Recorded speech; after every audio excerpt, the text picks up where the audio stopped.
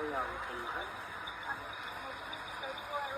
প্ৰাৰ্থনা কৰিব তেওঁ আশা সন্মতি কিন্তু লগতে সকলোলৈকে মোৰ আৰু এটা প্ৰাৰ্থনা আছে তেওঁ যাতে ন্যায় পায় সেইকাৰণে সেইকাৰণে প্ৰতিদিনে জাষ্টিছ ফৰ জুবিন গাৰ্গ সকলোৱে লিখিব এবাৰ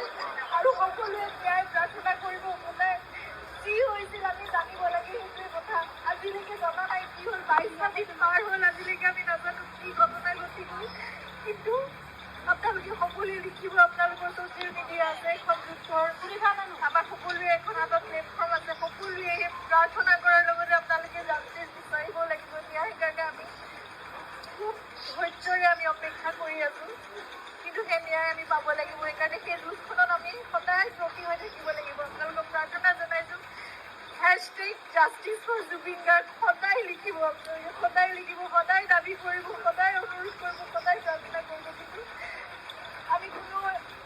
মানে অশান্তি বিচৰা নাই শান্তিপূৰ্ণভাৱে যাতে ন্যায় ব্যৱস্থাই আমাক সেইখিনি ন্যায় দিয়ে সেয়াই প্ৰাৰ্থনা কৰিছোঁ